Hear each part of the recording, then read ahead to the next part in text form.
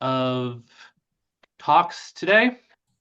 The first one is going to be by Nathan Heazlewood, the analysis of the benefits of geospatial technology for the city of Auckland, New Zealand.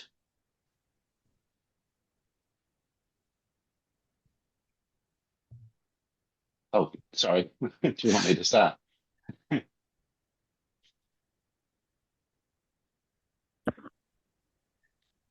Sorry, everyone. Can you Yep, see my we're good. screen? Yeah. Thank you, Adam. And my name's Nathan Hazelwood, and I'm calling from Auckland City in New Zealand, where it's just gone 7 a.m. on Wednesday. So hello from the future. And I'd like to talk to you about the benefits of geospatial technology at Auckland Council. So this is one of the most comprehensive assessments of geospatial benefits that has ever been undertaken, as far as we're aware. We are aware of quite a few useful national level studies, but they tend to focus on the benefits of geospatial across an entire economy, and also some great work by King County in the United States. Greg Babinski several years ago did a lot of great work within one organisation on geospatial benefits, and that's really what's important about this particular study is that it's not a national level study. It's just focusing on one individual organisation benefits which geospatial technology brings to that organisation. So some of the reasons for doing this study was really to be able to engage with the executives at that organisation and to get their buy-in and get their awareness of the benefits of geospatial technology. We also wanted to engage with the business teams at the council and get good communication going between the geospatial team and all of those business units that are using geospatial technology. And also there was a lot of work engaging with the general public as well. Just to give you an idea about Auckland Council, so the City of Auckland has 1.65 million residents, about 500,000 households, and Auckland Council itself has about 12,000 staff.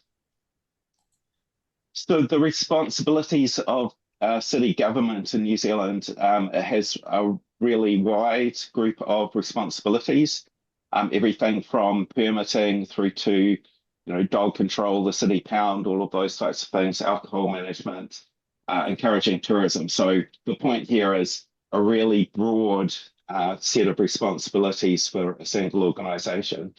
So what we wanted to do was to capture the benefits of geospatial for all of these different areas of responsibility at the council.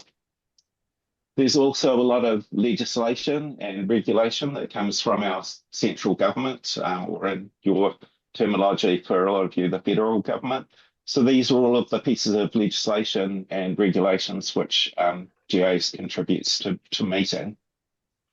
So we did some surveys and we had over 1,000 responses to the surveys that we did. And some of the interesting statistics were that 100% of the geospatial team, of the business teams that were consulted said that geospatial technology is essential to meeting some of their responsibilities. Another way that we looked at the benefits of geospatial was to look at things like how it contributes to lowering costs or increasing efficiency. And a really interesting statistic there was 84% of the business team saying that they got increased productivity through the use of geospatial technology. For the external users, who are using the council's web viewers, the professional users in that category, things like engineering companies, architecture companies, landscaping companies, 74% of those said that the viewers were essential to their business, with another 17 saying that it was important. So those are interesting statistics, but another way of telling how important something is to an organization is to switch it off and see who screams. Unfortunately, we can't do that with an important system. So instead, we canvassed all of the users about different aspects of risks if you didn't have geospatial information, things like threats to life or risk to assets or legal risks. And I won't go into the detail of this slide, but the red basically means bad. It means if geospatial went offline for a few hours or a few days, what are the impacts? And down the vertical column there is the different departments within Auckland Council. So you can see on the slide a lot of red and a lot of purple, meaning things would be significant if there was no geospatial technology. So, as well as all of those statistics, we also have a lot of narrative responses from these different business teams. And so I'll just zoom in on a couple of examples here. So the Healthy Waters team, our stormwater team, they were talking about how important it is that if they're sending personnel down underground into the tunnels for stormwater events, they need to know that they're sending their staff into the right tunnel, because if they get it wrong and it's a flood or something like that, then there's a risk to life. So obviously really important. So across all of these different teams at Auckland Council, we have all of this wonderful narrative from all of those different teams. The results of this exercise got a much better sort of strategic view of some of the important things which these teams were asking for. So a lot of them requesting high resolution aerial imagery updates and also access to historical aerial imagery. We also identified the important data sets, which were the priorities for the business and for the public. So you can see here aerial imagery, hazard information, planning and construction information, and elevation being some of the key ones. So what was the result of all of this work? Just to give you an example, the engagement that we had with the senior executives meant that they opened up new budgets and approved budgets, which their geospatial team had been seeking for a long time, to do things like enhancing the imagery capture program. So this exercise really helped with getting the executives at Auckland Council to understand the benefits of geospatial information. And the important thing from the GIS team perspective is they got more money to do some more cool GIS stuff. So I'd just like to end by saying thank you to everybody who contributed to this particular project. There is a report which is publicly available, which I'll put the QR code and a hyperlink there. I'll share in the chat the links after this as well. If you'd like to hear a longer version of this, Auckland Council will be presenting it at the GIS Leadership Summit in San Diego this year. And if anyone wants to connect with me on LinkedIn, I'm always keen to connect with like-minded people. So that's my presentation. Back to you, Adam. Thank you, Nathan. It was wonderful to hear what you were doing out in Auckland. So up next, we're going to have Amy Roust with aiding homeless outreach work with GIS. So if anybody has gone to the Ignite talks at GIS Pro, we all know that Carrie Brennan likes to tell jokes while the next person sets up. So I prepared some jokes today as well to help pass the time between setups. So, why did the raster feel square? Because it was tiled.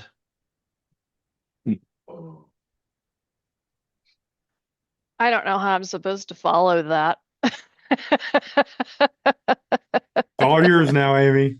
Oh no. I'm sorry, guys. I didn't bring my dad jokes with me, so we'll see what we can do. Yeah, let's talk a little bit about homeless outreach work at the City of Lawrence, and we'll just kick things right off with the challenge, which is locating the unhoused. When by their very nature, people who are unhoused are not in the same place all the time. So camps are very temporary. They shift over time. They don't have addresses assigned to them. So trying even just to put a dot on a map to figure out where these populations are can be really, really challenging.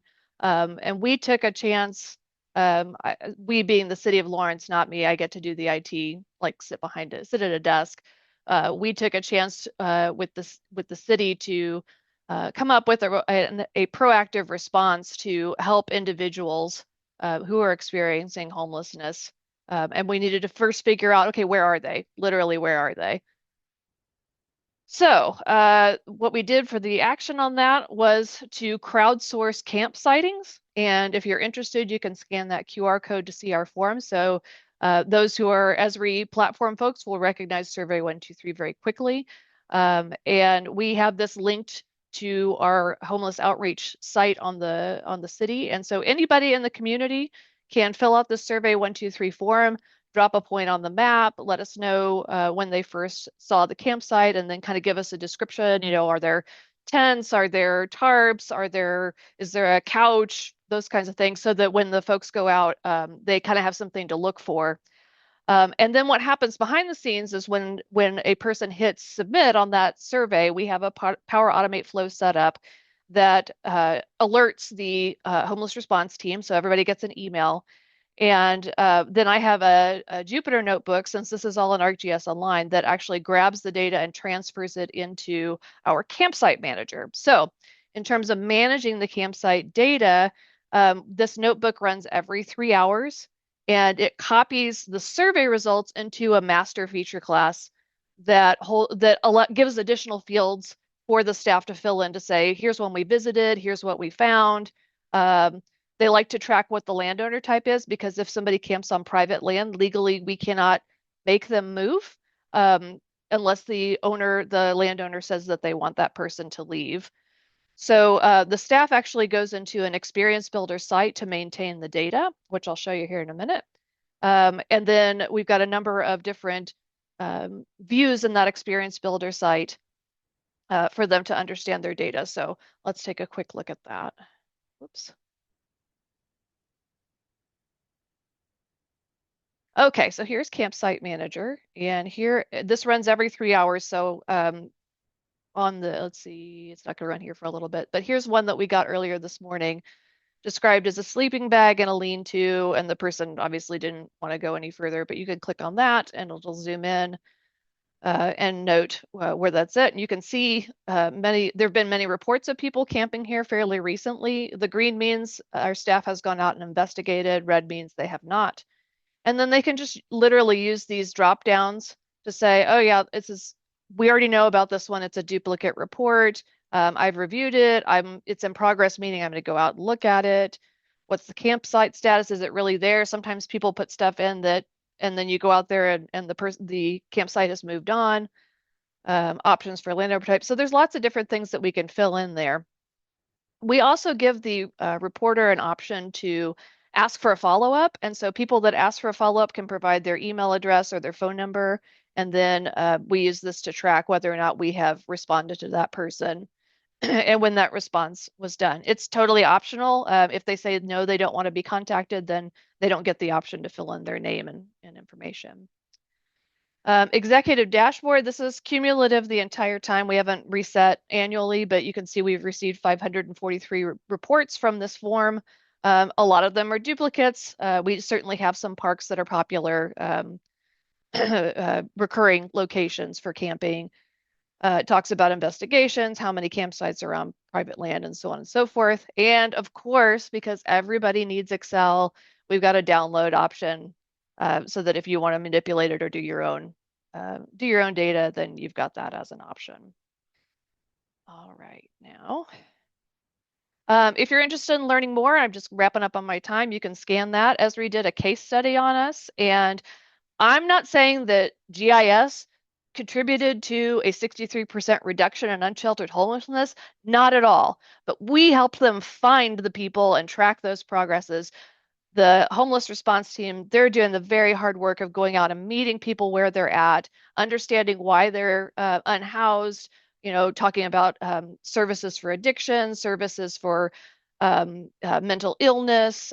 Sometimes it's just folks that are veterans or just have fallen on hard times, health issues, whatever. So you can read a lot more about it with that case study. I think they did a nice job of doing that. But we had one of the largest reductions in unsheltered people in the United States last year. And if you have any questions, shoot me an email. Would be happy to talk. Back to you, Adam. Okay. Thank you, Amy. It was wonderful learning what you guys did in Lawrence, Kansas. Up next, we're going to be having Euclides Paulo with building a land management inventory. But during the transition, I have another joke for you all. So, Yay. why did the scale bar get a promotion? It really measured up.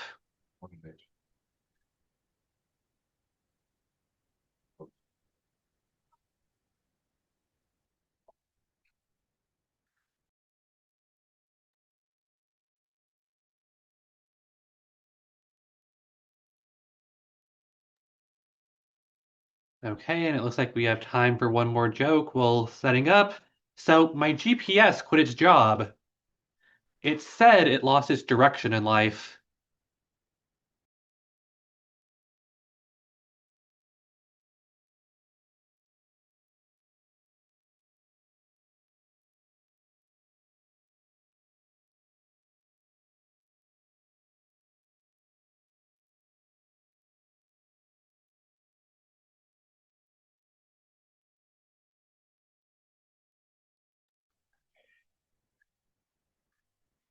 Hello, good afternoon. Hello, we can hear you. Hello? Yep, Oh, we can can you hear hear you. me? Yes, sir. Hello, good afternoon. I'm Euclides Paulo. I'm the GIS supervisor at Providence Water. And today I will provide a brief update on ongoing land management implementation initiatives. This effort focus on building a centralized land management inventory that clearly documents the Providence Water easement.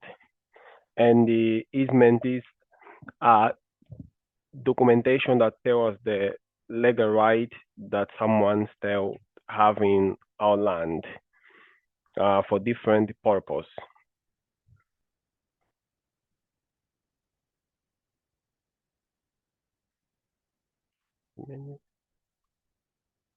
Okay. Providence Water, how you can see for this map, own and manage significant portion of lands. On green, you can see the watershed that is the source for our treatment plant. And the other colors is the infrastructure of Providence Water. And we have all the information about our land over the place. We have easements, paper, we have it in GS layer that are not standardized. It means we don't know how this land is being used. If it's a electrical company, if it's a water company, or another gas company. And it creates a lot of problems to Providence Water, such inconsistent interpretation of easements, unclear access to right and restriction, and the difficult tracking to expiration of legal limitations. Rewarded issues. These risks are not just rhetorical. Providence Water already experienced them. Some situations such access right existed but were not clear documented. Loss of proper title unpaid or mismanaged tax. Unauthorized story of use of Providence Water land. We have somebody just store their woods in our land, and this situation just went to court. Objective. We have the objective of create a database that we can share information across the department, visualize land right in real time, and the track easement life cycle and restriction. This system have to allow Providence Water and the staff answer to legal questions such which land do we own, where do we have legal access or operation right, where our Providence Water activity are restricted, and what land are we planning to acquire in the future. Proposed solutions. One of the solutions that we are proposing is using the ArcGIS solution, easement and row, and we are trying to customize to our needs. And this implementation is built on three key GIS components working together, such geodatabase that serves as the central system to store easement records and the land attribute. The parcel fabric that maintain accurate land boundaries and ownership history. Anytime we give access to someone or we purchase a new land, we'll have the history in the parcel lineage. As well, it helps you to connect the geometric layer to the records. And finally, experience building that will provide user-friendly access to this information across the whole department. Implementation. We are currently in the first implementation phase, that is the easement review and standardization. During this phase, each non-easement is reviewed. We analyze its purpose, duration, legal limitation, and the operational impact. We define consistent easement categories and the classification standards. Categories such water easements, gas easements, electric easement, or conservation easements.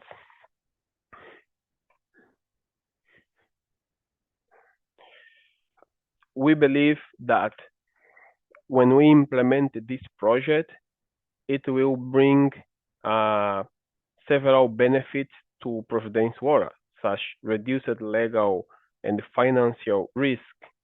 It will improve the infrastructure planning and the capital investment.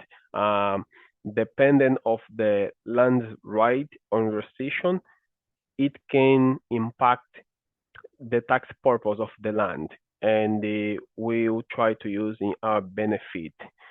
We can protect the watershed land and the water quality. Finally, we will preserve institutional knowledge beyond the individual staff. Just a conclusion. We'll continue review our easement and the classification.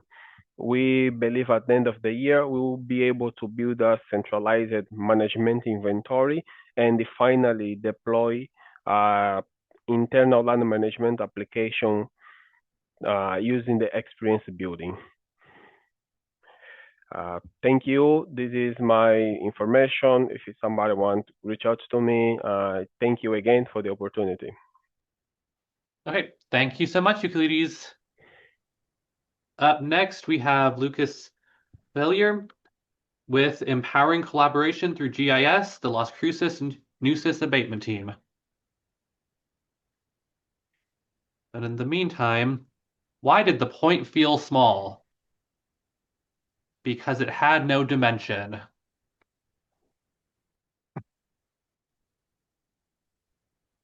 All right, can we see my screen? Yes.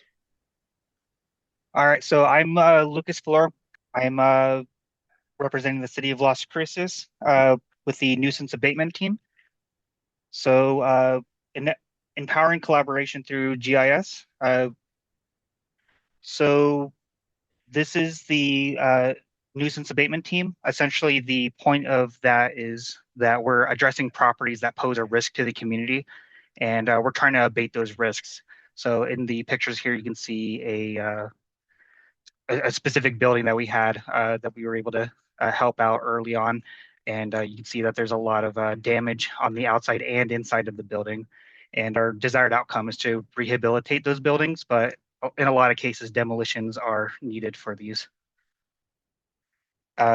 This project is covering a lot of different departments within the city. So we're having communication between police, fire, community development, legal, and just GIS departments in general. So how can GIS help this situation?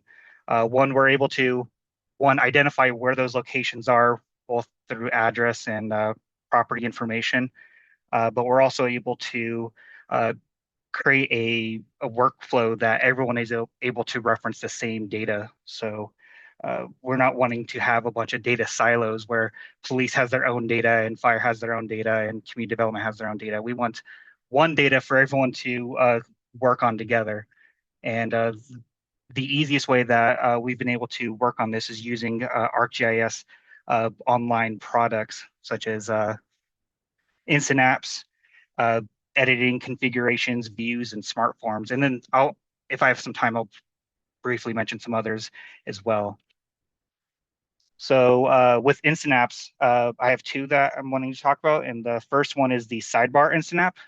This allows us to create a template that has a main focus on the map itself, where this is for an editing experience for a reviewer that wants to go one property at a time with a property. And this allows them to see some dynamic pop-ups and allows them to turn on multiple layers to help with their review. So here's a screenshot of what that looks like. So this is the configuration side of it. There's no coding involved. You just select what you want turned on. And in this case, you can see the pop-up that's available there, and you're able to also quickly edit what's on there as well. So the second Instant App is the Manager Instant App.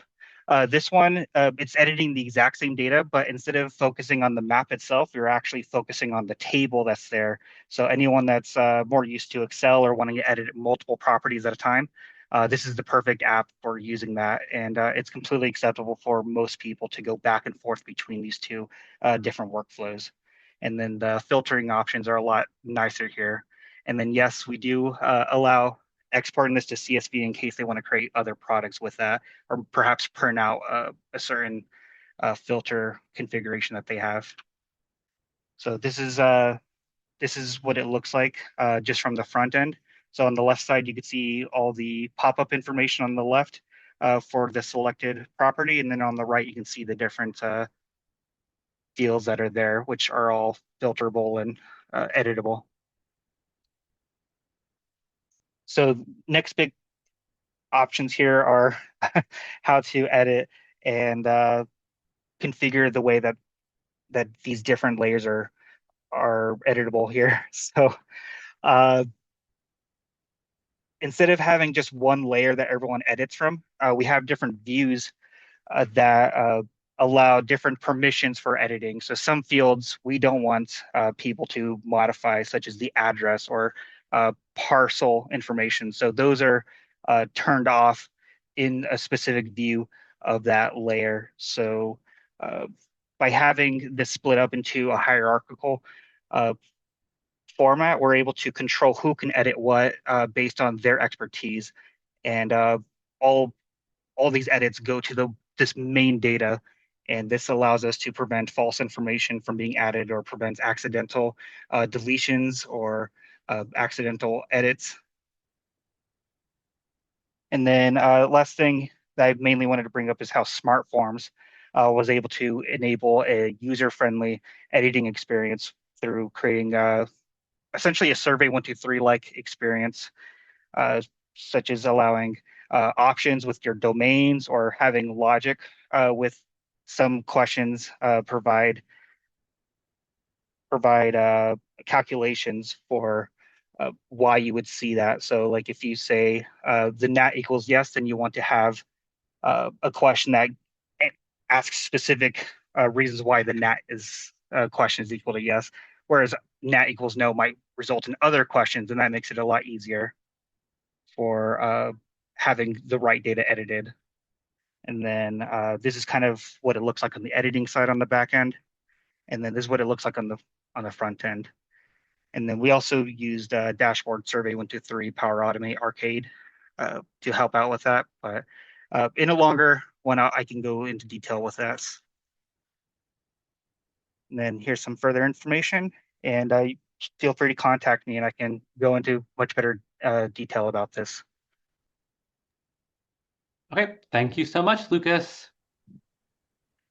Up next, we have Esther Mandeno with Making a Difference.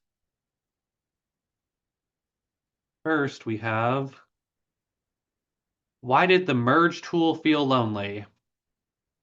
It wanted to join others.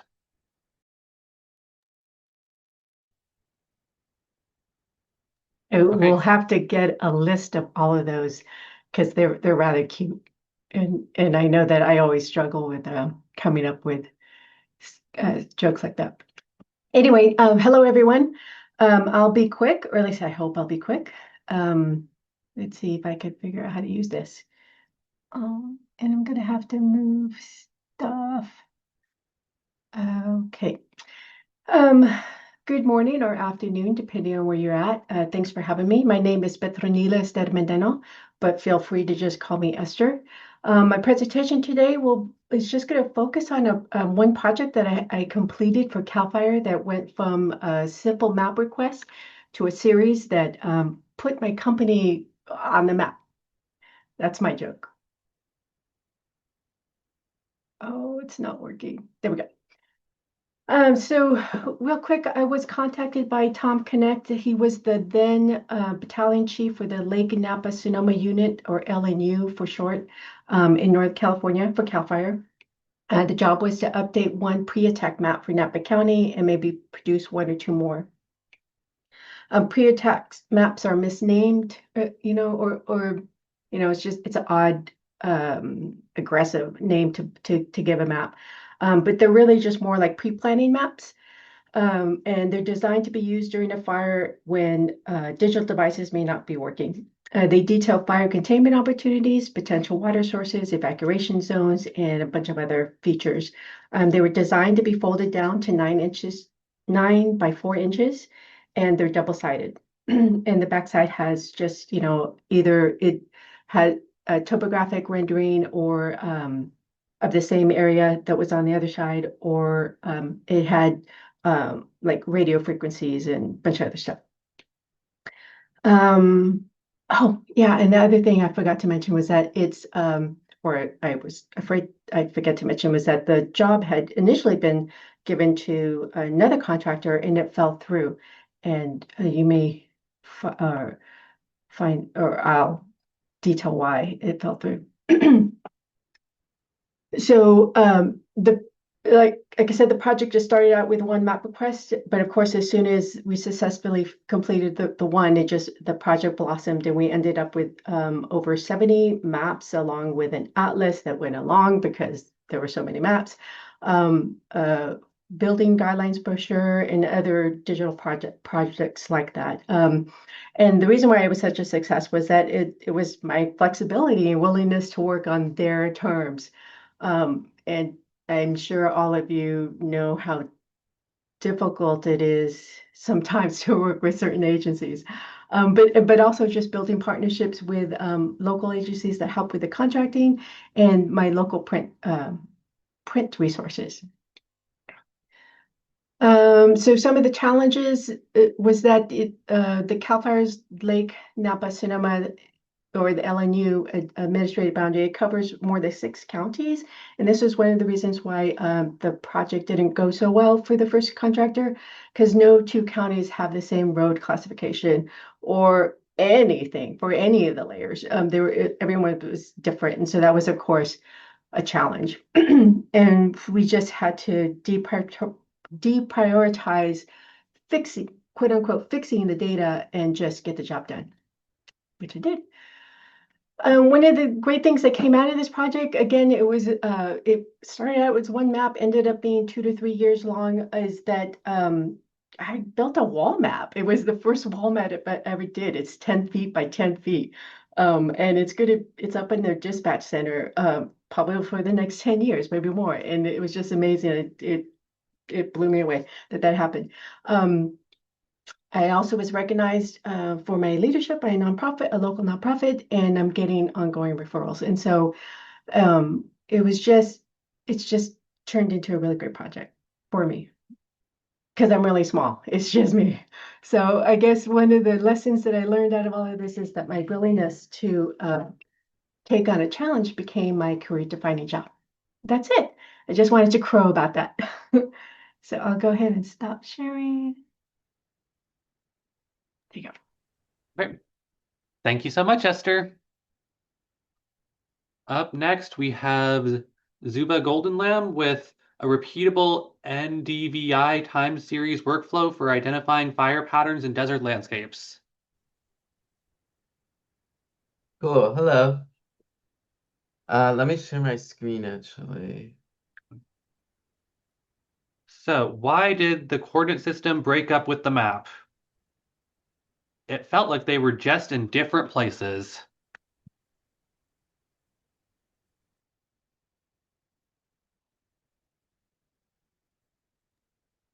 Cool. So, my name's Zhuba. Everything's working. You can see my screen and stuff. Yes. Yes. So yeah, I'm gonna show a short, repeatable NDVI workflow using open access 10-meter imagery. And this is in the elk fire in Joshua Tree National Park. So in desert ecosystems, there's a firefighting expression that when it rains, it burns. So the invasive annual grasses respond to the wet years and fill in the gaps between shrubs, creating continuous fire fuel. So in 2022, in the northwest part of Joshua Tree, there was the elk fire. And this is a location where there's a lot of invasive grasses. So this is the workflow that I used.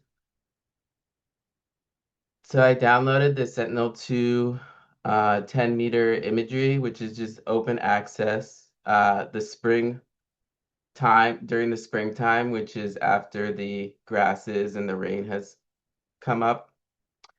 So I used the near infrared and the red bands and the raster calculator tool, and was able to then use the zonal statistics tool to calculate the mean NDVI within the elk fire burn scar.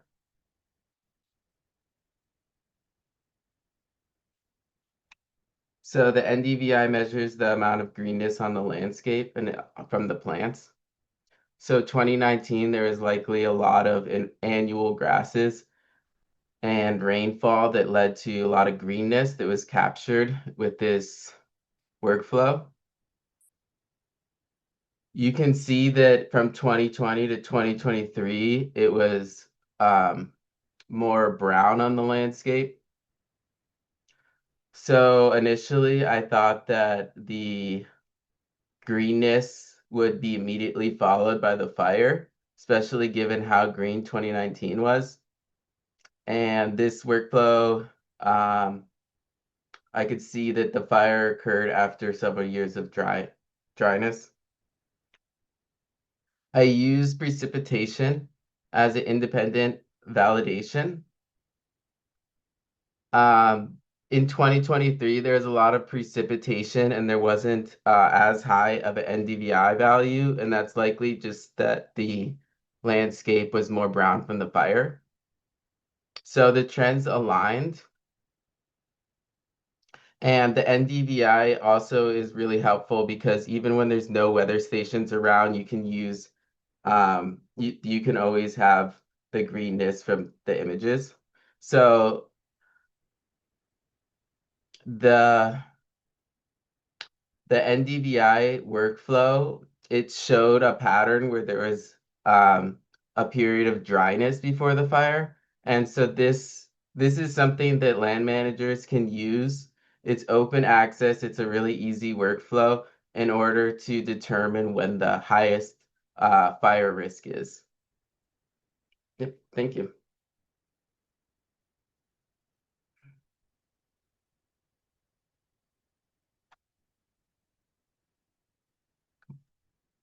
Okay, thank you so much, Zhuba. Up next, we have Hannah Walters with Unlocking Career Potential through the GPN Mentoring Network. But why don't GIS analysts like relationships? Too many have one-to-many issues.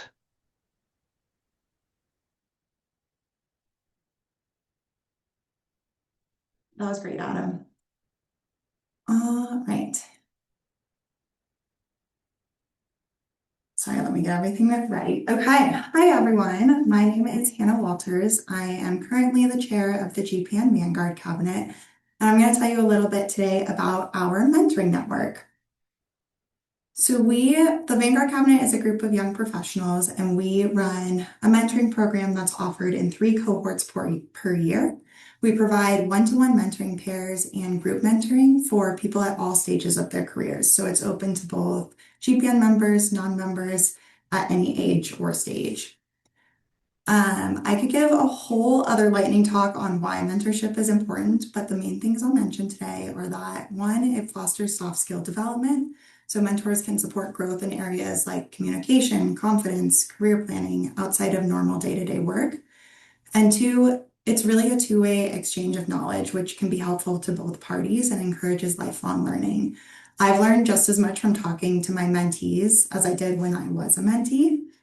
And lastly, I found it's really nice to be able to ask someone questions that I may not feel comfortable asking my coworkers. So if you're in a difficult situation at work, or you're considering a career change, or just need unbiased advice, it can be nice to talk to somebody that you know will keep things relatively confidential. So on the screen, you'll see some of our statistics from 2020 until now. We are an international mentorship program and open to, like I said, both GPN members and non-GPN members, which helps bring a lot of different perspectives and experiences into our program. Just even in the past year, we've made over 100 mentoring matches, and we're continuing to grow. So we'll probably beat that number this year. If you're unfamiliar with how our program runs, our applications open 3 times a year and remain open for a month and a half. And then the Vanguard Cabinet Mentoring Committee meets, reviews applicants, and creates the matches. We do a lot of quality control and just try and make sure each match is going to be meaningful on both sides before we send out acceptance emails. Then we host a cohort kickoff meeting, so you're not starting the program cold, and we go through program expectations for both mentors and mentees. And then for those who we are unable to create a one-to-one match, we offer group mentoring and then prioritize them for the next cohort. So everyone will likely have a one-to-one match at some point. One thing that makes our program really unique is that we are really specific about our matching system and try to make it as intentional as possible. So we focus on geographical location to help with more networking opportunities, similar goals so that you know that you're going to have skills that you're hoping to gain or share and are matched correctly. Similar interests, so if you want to work in the water utility, we'll match you with a mentor in that area. And lastly, preferred communication styles so that you don't get ghosted in the program. Due to the increasing number of our mentee applications, we've also launched group mentoring, which is really exciting. This is available for everyone that we are unable to provide a one-to-one match, and they're just small virtual group sessions with either a Vanguard Cabinet member or a seasoned professional or organization like Esri YPN that goes over early career topics. So that's building a portfolio, interview prep, GISP, and actually, a small plug, we're hosting a group mentoring mock interviews at the end of February. We're looking for both interviewees and interviewers, so I'll put the link to that in the chat after this.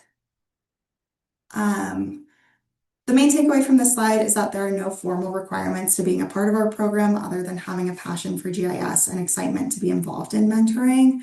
We just look for mentors who have a desire to share their experiences, and I truly believe that everybody has something to share, so don't let your current stage of your career stop you if you want to be a mentor. And we're not just going to throw you in cold. We have a ton of mentor resources available to you, including our hub, worksheets, a LinkedIn group, and we just launched a monthly newsletter and are currently developing more resources. A few quick FAQs. You don't have to be a GPN member to participate. You only have to commit 2 to 3 hours per month, and the cohorts only last for 4 months, so you can choose to continue that as long as you'd like. But to start off, it's a relatively low commitment. So by now, you must be wondering, Hannah, this sounds so amazing. How do I get involved? And you are in luck because the cohort 1 application period is open right now until February 15th, which is this Sunday.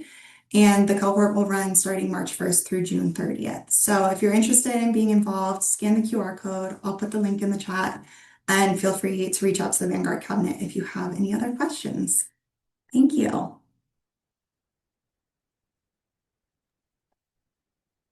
Right. Thank you, Hannah. And just to shout out this one more time, I've been a mentee in the program before, so I recommend it to anybody who's considering. Up next, we have Ryan Norton with GIS Leadership, what it is and how you can be one. But why was the globe so smart? It had a lot of world experience. We need a drum kit. All right. So, well, my presentation, slight style tweak, but my presentation is on a GIS leader, who it is and how you can become one. My name is Ryan Norton, and I attended the GIS Leadership Academy in fall of 2024. I work for the town of Foxborough, Massachusetts, which, if you're a football fan, as where Gillette Stadium is, yes, the home of the Patriots. Yes, I saw that Super Bowl, and no, I'm not happy about it, but what are you going to do? So, the dictionary definition of leadership is the power or ability to guide the actions of a group.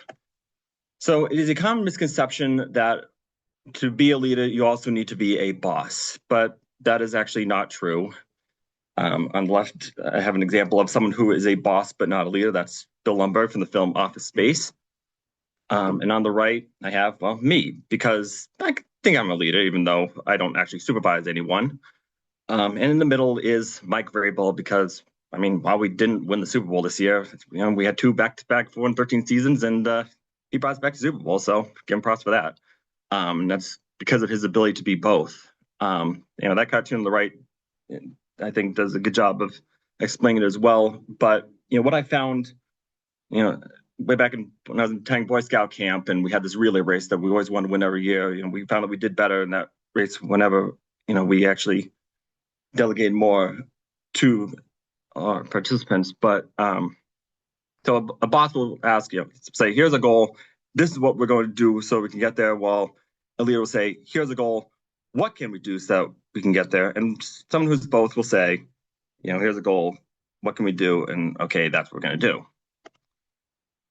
So in order to be a leader, but not necessarily a boss, is, you got to be a good team player. Now, who's your team? Well, that is at least you, your staff, if you have any, your supervisor, and any members of your department. And you got to ask, what skills do you bring to the table? What do we need to acquire? And whether or not you and your team have good GIS awareness, which I'll explain a little bit. So to acquire the skills necessary, the best idea is to get educated. So the conferences on the left are the 2 conferences that I go to every year locally. There's one my chapter puts on, as well as an organization called NEARC. They do 2 conferences. And then special shout out to GIS Pro, which will be in Milwaukee, Wisconsin this year. If you get a chance to go, please do. It's amazing. I also want to give a shout out to Phosphagy. When it was in Boston a few years ago, I attended that conference. And I wasn't expecting much because it was tools I'd never really used or even heard of. But I really did learn a lot, especially with QGIS. So, that's one of my favorite conferences of all time. In addition to, of course, GS Pro, I loved both. But if you cannot go to any conferences for a reason, yes, you'll have to pay out of pocket. But Udemy has some great courses on that as well. I've learned a lot of stuff from there. So, to raise GIS awareness, sometimes you have to be the salesman. So I've sold my department on the use of story maps, but sometimes I've had to create fictitious projects as examples on how to use something. So QGIS has its own version of Network Analyst, for example. And so there's the train station up at Gillette Stadium, and I was wondering, okay, so what is the current 1-mile walk shed for this station? And if we were to build a walkway, who would now be in the 1 mile walk shed in town. And I showed this to my boss. I said, so, any use for this tool? He's like, actually, yes, because we are looking at what the 1 mile walk shed is from our schools so that we can prioritize our pedestrian network plan and sidewalks in that area. So, GS awareness, you want to be middle of that graph as possible. What do I know? What do I not know? In the case of QGIS and all the FOSS tools, from the conference realized that there's a lot that I don't know. There's still stuff I don't know, but, so I do try to be as aware as I can. But then, my team, my boss knows only as much as I tell them. So, communication is key. So change and GIS evolution, change is going to be constant. Software has changed. When I first started at my job, it was primarily desktop-based ArcMap. But then as time went on, we moved to ArcGIS Pro and ArcGIS Online. And now it's almost completely online at this point. AI is going to be, it's going to be a major factor in the evolution of GIS in years to come. And, over the years, there's been a lot of personal change for me and organizational change for me. And so that's going to happen. So lastly, I will cover ethics. So, good leader needs to follow a good code of ethics. If you get your GSP, GSCI will make you sign one. And you got to recognize any ethical issues that come up if necessary. Case in point is Rebecca Jones, who, if you know the story, she was told to lie about the coronavirus cases in Florida. And it was, she ended up losing her job for that. And so, so that's a summary on how to be a GIS champion. Everything I just covered. No difference between being a lost leader, being eligible, team player, selling skills, advocating for change, and following the code. But before I go, here's a shout out to GIS Leadership Academy. If you get a chance to attend it, please do. It's awesome. Even if you can't make it to Boise or Nashville, there's a virtual option in August. And if you take that, then you can go on to the Advanced GIS Leadership Academy. Everything that I covered in this presentation is covered in there as well. So, and then some. I can't condense 5 days into 5 minutes, but get the idea. So thank you. All right. Thank you so much, Ryan. So up next, for our final presentation of the day, we have Sara Thompson with Turn Your Work into a Conference Presentation. And for our final joke of the day, we have, what did the Z value say to X and Y? I take this relationship to a new level. That's a really good one, Adam. All right, can you see my screen okay? Yes. All right, well, we'll just jump into it. So today I wanted to talk to you all for a couple of minutes about how to turn your work into a conference presentation. We heard, a couple people shout out the GIS Pro conference, a couple people put in the chat. So you might be wondering, well, how do I actually start presenting my work at conferences? Well, the first step is to write up an abstract and submit it. And before I jump in, I wanted to address if there's any students attending this webinar this morning. Just because you're a student doesn't mean that you're not welcome or you can't present your work at a conference. So there are tons of different options for students to get assistance to attend conferences. I put a couple different screenshots on this slide, but I wanted to particularly highlight that GPN does have a Young Professional Scholarship for students to get financial assistance to attend the conference, as well as welcomes local student volunteers. So in exchange for volunteering a couple hours of your time, you can attend the conference for free. So definitely check that out. Check out your university page as well for opportunities to get assistance to attend conferences. To start with, an abstract is simply a short description of your eventual presentation, and it has 3 goals. It needs to explain the problem, explain what you will teach the audience, and hopefully entices somebody to attend your presentation. If your abstract is accepted, if they want your presentation at the conference, it goes into the agenda so the attendees can see what you'll be talking about, and that's why some of this persuasive language comes into play. You want to convince somebody to attend your presentation. And it's super important to remember that this is not your full presentation at this point. You don't need to be thinking about slides. It's just a very short summary of your eventual presentation. To start narrowing down our topic of what could my possible presentation be, we need to start with asking ourselves a couple questions. Just get a baseline of what we're about, what we're interested in. So if you're a current student, what are you studying? Or if you're in the industry already, what specific industry are you in? For example, I'm in transportation, so that would probably be more likely what I want to present on. But you can also consider, what are you passionate about? You could have a GIS side project that you're working on for a portfolio, or you're doing some volunteering and doing a GIS project for free. You could also present on that. It doesn't just have to be work or school related. Once you have that foundation set, then we can look to the conference website. So I pulled in the topics that are listed on the GIS Pro conference website. And this looks like a lot of different topics. It's a little bit scary, but since we laid that foundation of understanding what our focus is, our interest is, we can very quickly eliminate a lot of the topics that we don't have an interest in. So, for example, for me, I'm able to just clear out all of those topics and only focus on things that are of interest to me. And it makes it a lot easier to start focusing on more relevant ideas to me, give me a more specific idea of what I could present on. Now that we've narrowed down from the suggested conference topics, we can start brainstorming that specific topic that we could present on. And that part, I would recommend 2 questions that you could ask yourself. You want to start with brainstorming what projects that you've worked on. Ideally, these are projects in the past year that you've worked on, so it's a little bit recent. It could be something that you did alone or as part of a group. You don't have to have every single person who contributed there alongside you at the conference. And it could be a completed project or it could be in progress. There are still quite a few lessons learned that you could teach the audience, or you could present a path forward after facing some difficulty. And it doesn't just have to be a project. It could be a task that you were given or some other kind of assignment that someone gave to you. For each of those projects, again, we need the 3 components: the problem from the project, what steps we took to solve it, or what steps are you taking to solve it. And then we want to focus on the outcome. What did you learn? What was accomplished? What did the end result really look like? So we can take those 3 components and start writing our abstract. So if you guys want to take a screenshot of this slide, feel free. But basically, we'll use those 3 components to begin writing the abstract. And I just put in 2 different styles of abstracts that you could do. So the first top one is more narrative focused. What was the problem, and walking the audience through how you solved it. And the second bottom style is a little bit more of a technical demonstration, very specific tips and tricks in implementing this technology.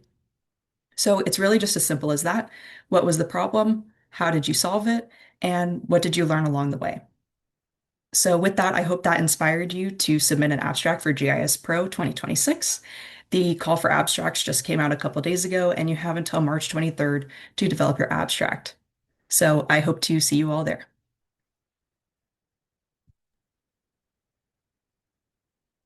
All right. Thank you so much, Sarah. And thank you to all of today's presenters and everybody in the audience. And can we get one more quick round of applause for everybody? Hey, let's not forget about Adam for hosting. Fantastic job, my friend.